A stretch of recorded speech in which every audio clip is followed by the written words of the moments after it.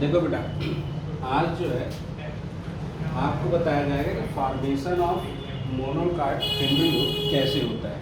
ठीक है, इसके पहले आपको डाइकाट एम्ब्रियो का फॉर्मेशन बताया गया। अब आपको जानना है कि कैसे कोई एंडोस्पर्मिक सीड बनती है या फिर मोनोकाट एम्ब्रियो का फॉर्मेशन होता है। सिचुएशन देखिए सब सेम है। आफ्टर फर्टिलाइजेशन यहाँ पर भी क्या होगा, डिप्लॉयड जाइगोट का फॉर्मेशन होता है। ये माइटोसिस करता है और माइटोसिस करके 3 सेल्स बनाता है। क्या बनाता है? 3 सेल्स बनाता है। जबकि आपको डाइकाट एम्ब्रियो के फॉर्मेशन में बताया गया था तो वहाँ पर जाइगोट माइटोसिस डिवीजन किया था, लेकिन वो 2 सेल बनाया था। यहाँ 3 सेल बन गए, एक एक्स्ट्रा सेल बन गए।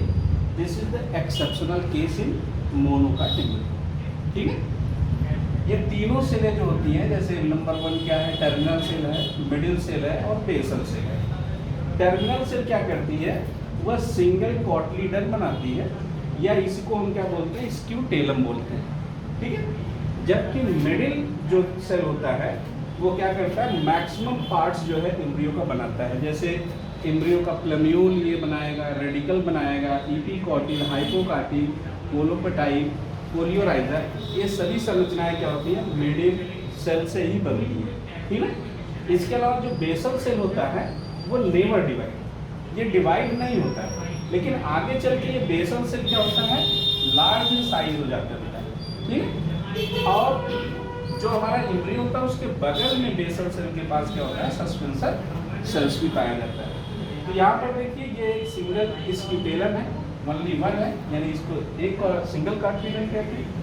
यह सिंगल कार्टिलेडन जो होता है वो फूड स्टोर नहीं करता as a reserve food material के रूप में, जैसा कि आपको डाइकाट एम्ब्रियो में बताया गया था कि वहाँ पर जो फूड मटेरियल था वह स्टोर हो जाता था as a reserve food material in form of डाइकाटिलेडन्स।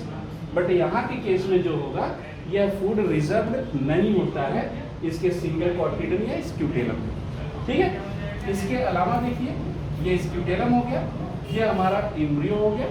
ठीक है, ये हमारा एम्ब्रियोनल एक्सिस है। एम्ब्रियोनल एक्सिस के ऊपर की तरफ क्या होता है, प्लम्यूल होता है, और एम्ब्रियोनल एक्सिस के नीचे क्या होता है, रेडिकल होता है।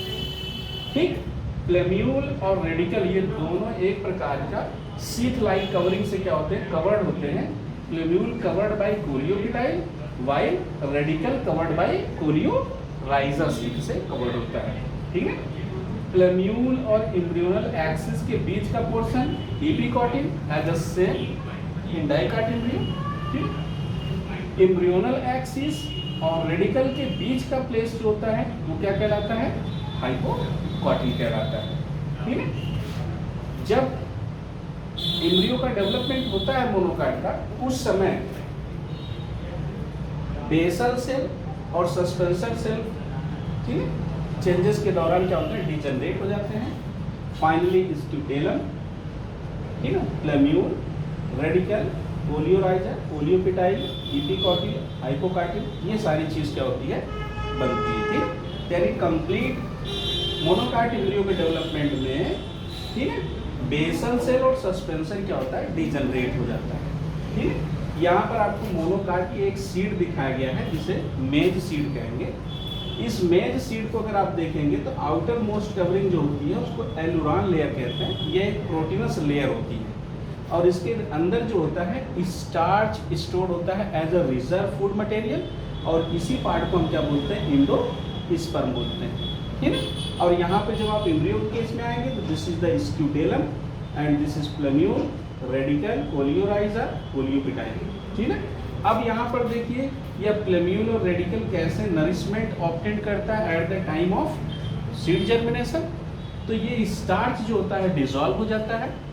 ठीक है, डिसॉल्व हो जाता है, और ये स्टार्च क्या होता है, पास आउट होता है कहाँ से, सिंगल क्यूटेलम से, है स्क्यूटेलम से, यानी ये जो स्क्यूटेलम है उससे फूड क्या होता है, पास होकर के किसमें, एम्ब्रियो में जाता है। तो प्लम्यूल और रेडिकल फिर जर्मिनेट करते हैं। प्लम्यूल क्या करता है, शूट का फॉर्मेशन करता है, रेडिकल जो होता है रूट का फॉर्मेशन कर देता है, लेकिन रेडिकल कुछ समय बाद जो होता है वो डिसअपियर्ड हो जाता है, और लास्ट बेसल पोर्शन जो होता है किसी भी प्लांट का जिसे नोड कहते हैं, वहाँ से क्या होता है, फाइब्रस या एडवेंटिशियस टाइप का रूट्स एराइज होता है, ठीक है। इसलिए मोनोकार्ड के सीड में जो रूट्स एराइज होते हैं वह ट्रू रूट या टैप रूट नहीं होते हैं, बल्कि फाइब्रस या फिर एडवेंटिशियस रूट्स होते हैं, क्योंकि वो रेडिकल से ना डेवलप होकर के वह किससे डेवलप हो जाते हैं, node of the stem base, ठीक है। स्टेम का जो बेस होता है वहाँ पे नोड होता है, उस नोड पार्ट से क्या होता है, फाइब्रस रूट्स डेवलप हो जाते हैं, ठीक है। रेडिकल यहाँ बना हुआ है, इनिशियल में रूट बनाता है, बट ये डिसअपियर हो जाता है। इसके बाद नोड पार्ट से क्या होता है, रूट्स एराइज होता है, इसलिए यहाँ पर फाइब्रस रूट या एडवेंटिशियस रूट बनता है, जो मोनोकार्ड का यूनिक कैरेक्टर होता है, ठीक है। इस तरीके से क्या होता है, ये बेस का क्या है, सीड है, ठीक है। तो आपको आज यहाँ पर मोनोकार्ड एम्ब्रियो का फॉर्मेशन कैसे होता है ये, और मोनोकार्ड एम्ब्रियो का सीड कैसा दिखता है ये आपको बताया गया, ठीक है। डिफरेंस बस यहाँ थोड़ा सा आपको समझना है कि यहाँ पर जब माइटोसिस होता है 3 सेल्स बनाता है, this is the exceptional case, ठीक है। और जो डाइकार्ड एम्ब्रियो होता है वहाँ जब माइटोसिस होता है ओनली 2 सेल्स बनता है एज ए रूल, ठीक है। माइटोसिस करेगा तो 2 ही सेल बनता है, बट यहाँ 3 बना, this is the exceptional case हो गया, ठीक है। इसके अलावा जब एम्ब्रियो कम्प्लीटली फॉर्म हो जाता है उस समय क्या होता है, बेसल सेल और सस्पेंसर क्या होता है, कम्प्लीटली डिसअपियर, ठीक है। दैट्स